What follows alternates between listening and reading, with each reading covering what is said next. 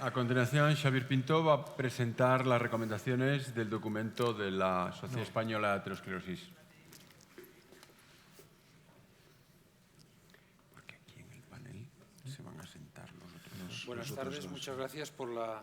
invitación a estar aquí. Voy a hacer una pequeña síntesis de lo que son las principales recomendaciones en cuanto al uso de los anti-PCSK9, centrándonos básicamente en las recomendaciones de la Sociedad Española de Arteriosclerosis, las cuales fueron promovidas por el doctor Massana en el 2016 y los autores de las cuales pues, la gran mayoría están aquí, ¿no? El doctor Pedro Botet, el doctor Cibeira, Guijarro, Mostaza. No está con nosotros el doctor Valdivielso, pero los demás estamos aquí, todos los autores del documento. En los últimos años se han producido unos avances, digamos, sin exagerar, espectaculares en el conocimiento de lo que es el metabolismo lipídico y la influencia sobre la enfermedad cardiovascular y también cómo influye la disminución del colesterol sobre la prevención de las enfermedades cardiovasculares. Por esta razón, las sociedades científicas relacionadas con esta patología han ido emitiendo recomendaciones sobre cuáles son los objetivos de tratamiento de la hipercolesterolemia para prevenir la enfermedad cardiovascular. Y en general hay una coincidencia bastante amplia, tanto desde las sociedades europeas de cardiología y arteriosclerosis, como de las sociedades de endocrinólogos americanos y otras sociedades, en que podemos decir que hay una categoría de riesgo alto en la cual el colesterol LDL debe bajarse por debajo de 100 miligramos de decilitro, una categoría de riesgo muy alto en las que ya se incluirían estos pacientes isquémicos y asociados o diabetes asociada a otros factores de riesgo cardiovascular o la hipercolesterolemia familiar, en los cuales el colesterol LDL ideal sería por debajo de 70 miligramos de decilitro. Y en el año 2017, la Sociedad de Endocrinólogos Americanos emitió una nueva recomendación en la cual definían una categoría también nueva de riesgo cardiovascular que la llamaban de riesgo extremo, o sea, ya por encima de muy alto riesgo. Y en esta precisamente entraban pues, estos pacientes que ahora estaba comentando el doctor Anguita con mayor riesgo cardiovascular, como son estos pacientes que tienen enfermedad progresiva, a pesar de controlar adecuadamente el colesterol LDL, o también aquellos pacientes con enfermedad cardiovascular que se les asocian factores agravantes como la diabetes mellitus o la insuficiencia renal, y también aquellos con enfermedad prematura. Esta recomendación, que en la medida que yo conozco no ha sido tampoco refrendada de una forma amplia, por otro lado tampoco ha recibido muchas críticas, o sea que yo creo que se podría decir que al menos ha habido un quien calla otorga y ha sido bastante bien aceptada por la comunidad científica internacional. Esto indicaría que realmente estamos asumiendo cada vez más que bajar el colesterol es una medida interesante para prevenir enfermedad cardiovascular y que cuanto más lo bajamos, pues mejor, y sobre todo en los pacientes que tengan más riesgo. De todos modos, si se han definido muy bien cuáles son los objetivos y los estamos aceptando, lo que estamos consiguiendo con estos objetivos todavía pues, es bastante pobre. En esta revisión reciente del doctor de la Sierra, una revisión sistemática de la literatura, del Medline y de bases bibliográficas españolas, en las que se incluyeron 120 estudios en los que se controlaba el colesterol, había información sobre el colesterol, el tratamiento y la evolución de la dislipemia, pues la mayoría estaban claramente fuera de objetivos. Se trataba de una población de diabéticos, la mayoría de alto riesgo, y el colesterol LDL superior a 100 en la mayoría y mucho más superior a 70. Esto mismo también se puede ver con los pacientes con hipercolesterolemia familiar, en los cuales, aparte que había un porcentaje también curioso que no recibían estatinas, el porcentaje de pacientes bien controlados pues era relativamente pequeño. Entonces, realmente, el por qué estamos en esta situación todavía de pobreza en cuanto a resultados de control de estos pacientes, pues es por muchas razones que ya se saben, la inercia terapéutica, los médicos no ponemos los tratamientos que tenemos que poner, no ajustamos la intensidad que debemos ajustar, los pacientes no se toman la medicación o no la toleran y después aunque se haga todo bien, pues como ya en algunas revisiones, una de ellas del doctor Massana, en los pacientes que hacen todo bien, si tienen hipercolesterolemia familiar, pues más del 20% no alcanzan los objetivos terapéuticos. De ahí que realmente la aparición de estos nuevos fármacos, como son los anti-PCSK9, ha supuesto pues, una oportunidad muy importante y un gran avance para mejorar esta situación. El problema realmente es que se trata de fármacos caros y que no se pueden prescribir de una forma generalizada, a pesar de que tienen también un buen nivel de seguridad en todos los pacientes que potencialmente se podrían beneficiar de ellos. Y como fueron comercializados en el 2016, en este mismo año ya algunas sociedades científicas, como la Europea de Cardio y la de Arteriosclerosis, emitieron algunas recomendaciones muy ambiguas, muy amplias, como diciendo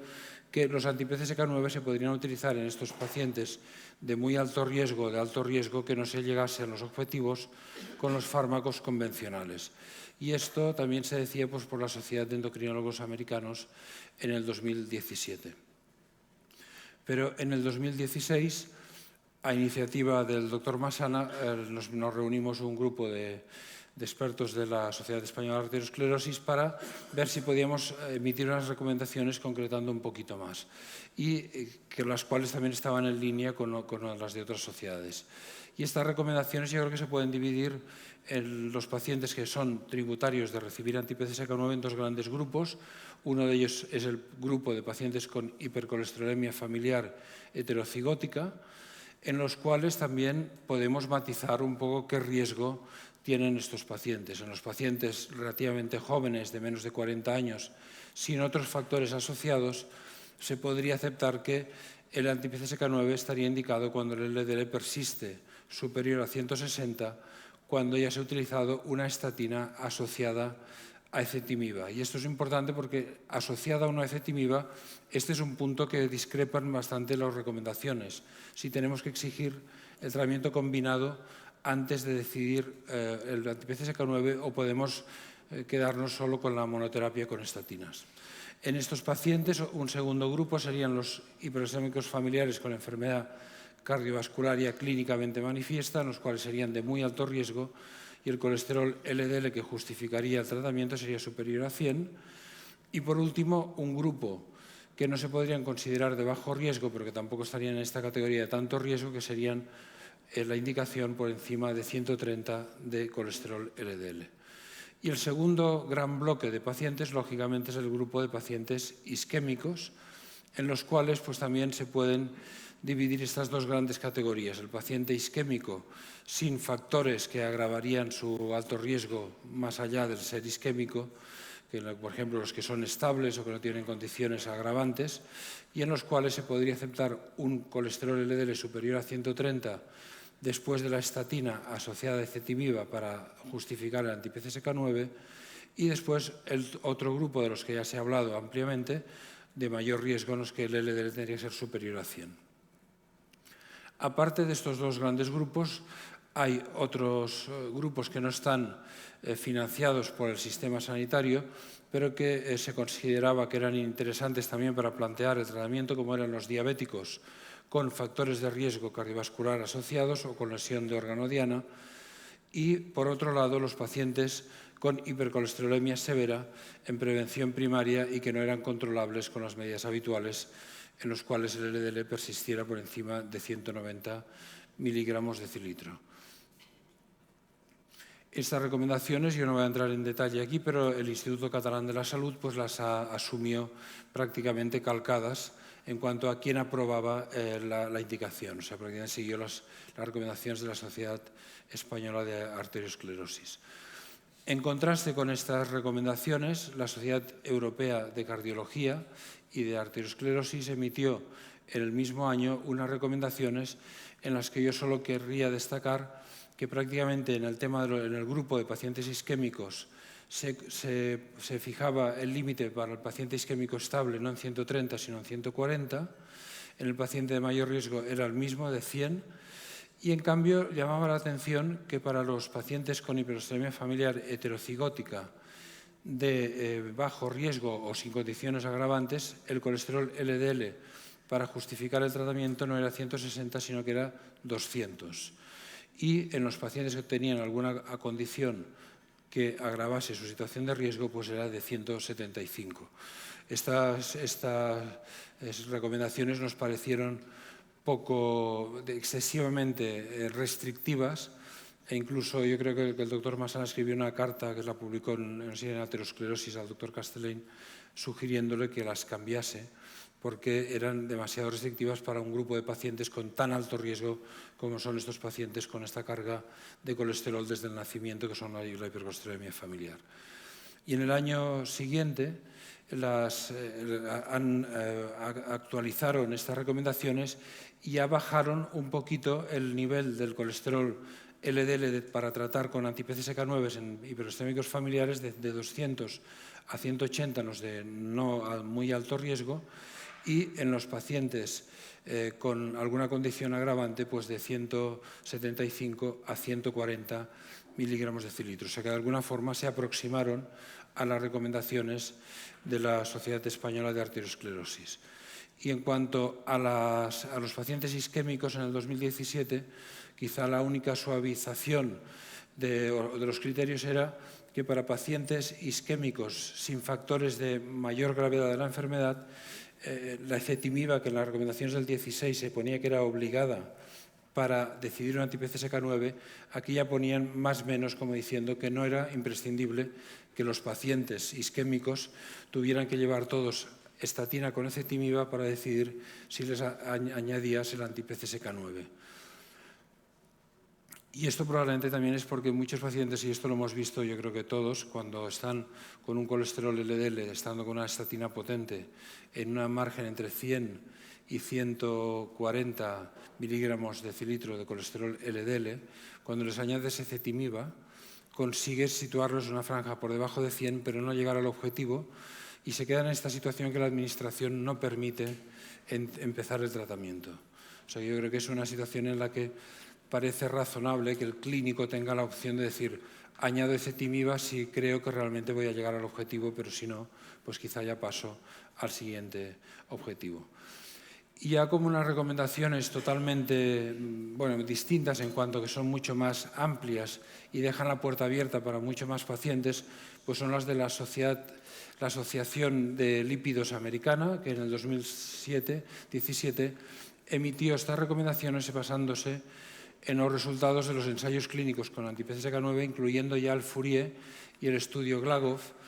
y atendiendo a los criterios de inclusión de estos pacientes, pues ya decían que en los pacientes con isquemia, con factores asociados de gravedad, el colesterol LDL para justificar el anti-PCSK9 no era de 100, sino que ya con que fuera por encima de 70 quedaba justificado, igual que en los pacientes con enfermedad cardiovascular que progresa a pesar de las medidas terapéuticas habituales. Y en los pacientes con hipercolesterolemia familiar o con hipercolesterolemia severa no familiar, como una hipercolesterolemia poligénica, pero grave, en estos pacientes sí existían factores también de gravedad de su riesgo cardiovascular, el colesterol LDL que justificaba el tratamiento también era superior a 70. Aquí podemos ver que la calidad de la evidencia no es alta, sino moderada, pero ellos ya emiten esta recomendación. O sea que es unas recomendaciones ya mucho más amplias para tratar a un número de pacientes mucho más grande con estas recomendaciones. Y aquí es donde quería incidir, sin entrar mucho en detalle, que realmente llama la atención que si atendemos a distintas recomendaciones de sociedades científicas que son actualmente vigentes, el número de pacientes o el porcentaje de pacientes a tratar con anti-PCSK9 es ampliamente diferente y yo creo que difícil de justificar puramente por aspectos económicos de los países en los que estas recomendaciones se han emitido. Por ejemplo, en este estudio de unos 2.000 pacientes coronarios que eran, al cabo de un año de seguimiento, se valoraba si tenían indicación o no de añadir un anti-PCSK9 al tratamiento con estatinas, se veía que si aplicábamos las recomendaciones del American College de Cardiología, el 10% eran tributarios de recibir estos fármacos. En cambio, con las recomendaciones de las sociedades europeas lo eran solo el 2,5%, o sea, 4 veces menos, un poco más, de indicación de anti-PCSK9 con las recomendaciones europeas. Quizá esto sería también un motivo de reflexión y que podemos discutir aquí, porque incluye aquí aspectos ya de farmacoeconomía y de otras cuestiones pues, más allá de las estrictamente médicas. Y ya para terminar también comentar que desde el punto de vista del tratamiento con estos fármacos nos quedamos también un poco pues, con la intranquilidad de que con frecuencia vemos pacientes en la consulta que te gustaría bajarles más el colesterol porque tienen un muy alto riesgo cardiovascular, pero que no están contemplados en las guías o en las directrices del Ministerio de Sanidad y de las instituciones sanitarias. Y estos pacientes pues, podrían ser, que yo creo que se tendrían que considerar en las siguientes recomendaciones, los que tienen insuficiencia renal, sobre todo si además hay factores de riesgo asociados, los pacientes diabéticos con factores de riesgo, pacientes con hipercolesterolemia severa en los que no se pueda diagnosticar de hipercolesterolemia familiar y también la hiperlipemia aterogénica y la hiperlipemia mixta con cierta gravedad que no se acaba de controlar con las estatinas asociadas o no a ezetimiba. Pues esto es todo. Muchas gracias. Muchas gracias, Xavier.